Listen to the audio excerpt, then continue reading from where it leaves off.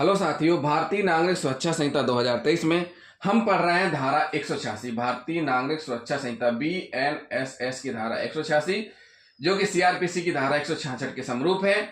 Police थाने का भार साधक अधिकारी कब किसी अन्य अधिकारी से तलाशी वारंट जारी करने की अपेक्षा कर सकता है। साथियों, इसमें स्पष्ट कर दिया गया है कि या तो थाने का भार साधक अधिकारी या फिर जो इन्वेस्टिगेशन ऑफिसर है लेकिन वह SI से नीचे का ना हो, SI रैंक का अधिकारी दूसरे थाना क्षेत्र से अपेक्षा कर सकता है। तो साथियों, इसको हम एक उदाहरण से समझते हैं। मान लीजिए कोतवाली थाने में एक रिपोर्ट दर्ज होती है चोरी की, उसकी इन्वेस्टिगेशन कौन कर रहे हैं? SI कर रहे हैं।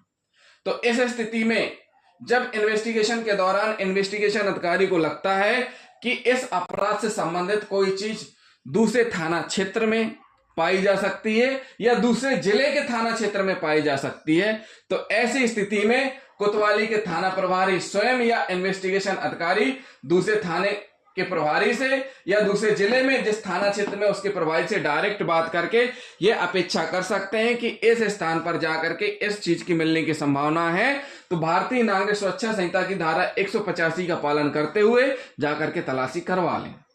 तो उस सूचना पर से दूसरे थाना प्रभारी या दूसरे थाने के उपनिरीक्षक रैंक जिसको भी निर्देशित करें थाना प्रभारी, वो जाकर के तलाशी लेंगे या स्वयं तलाशी लेने पर जो भी चीज मिलेगी वह क्या करेंगे? इन्वेस्टिगेशन अधिकारी को भेजेंगे। ये कंडीशन हो गई।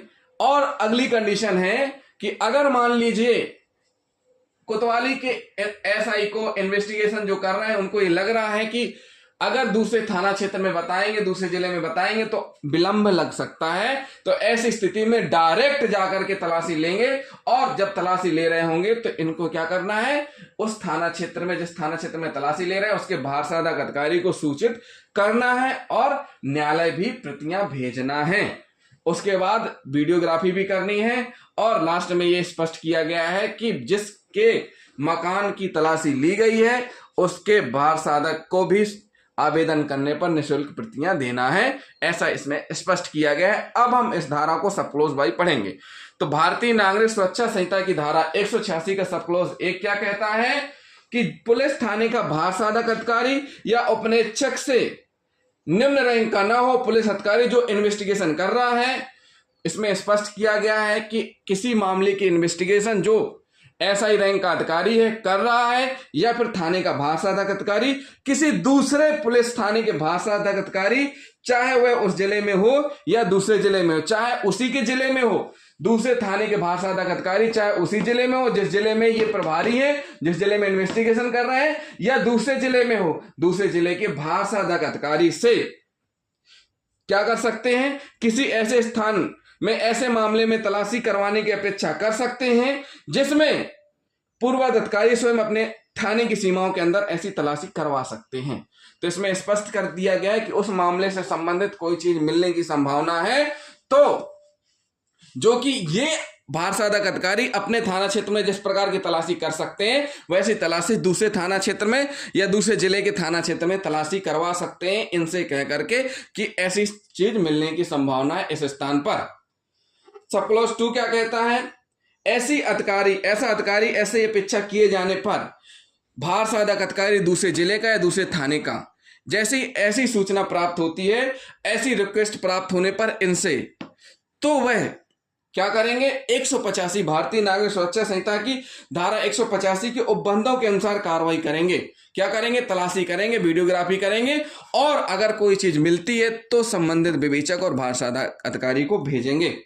सब क्लॉज 3 क्या कहता है? सब क्लॉज 3 कहता है कि जब यह विश्वास हो कि दूसरे थाना क्षेत्र में उसी जिले की या दूसरे जिले की थाना क्षेत्र में सूचना दी जाएगी, विलंब लग सकता है और जिससे कि उस साक्ष्य को छिपाया जा सकता है, नष्ट कर दिया जा सकता है, खुर्द-बुर्द कर दिया जा सकता है, ऐसी स्थिति में पुलिस थाने का भार साधक अधिकारी या उसके अधिकारी के लिए, इसी स्थिति में पुलिस थाने का भार साधक अधिकारी के लिए, उस अधिकारी के लिए जो इस अध्याय के अधीन अन्वेषण कर रहा है, मतलब थाना प्रभारी के लिए, इन्वेस्टिगेशन अधिकारी के लिए जो इन्वेस्टिगेशन कर रहा है, विधिपूर्ण होगा कि वह स्वयं दूसरे थाने की स्थानीय सीमाओं के अंदर किसी स्थान की धारा 185 भारतीय नागरिक सुरक्षा संहिता के उपबंधों के अनुसार तलाशी करें या करवाएं, ऐसा माना जाएगा कि वह अपने क्षेत्र में तलाशी करवा रहे हैं। जब यह संभावना हो कि विलंब लग सकता है और वह चीज,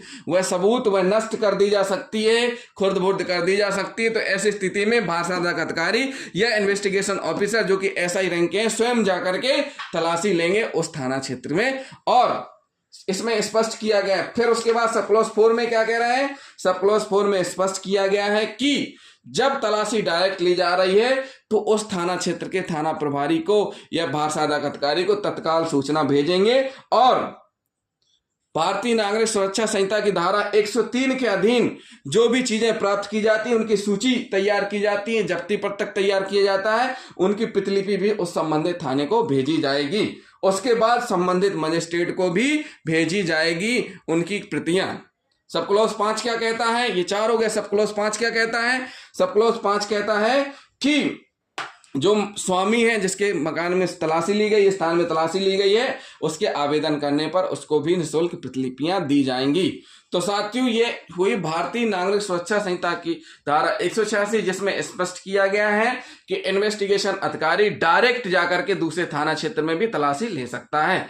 तो जिन साथियों ने अभी तक हमारे चैनल को सब्सक्राइब नहीं किया है, हमारे चैनल को जरूर सब्सक्राइब कर लें, वीडियो को लाइक और शेयर करना ना भूलें, साथ ही साथ कमेंट भी करते जाएं। थैंक यू दोस्तों।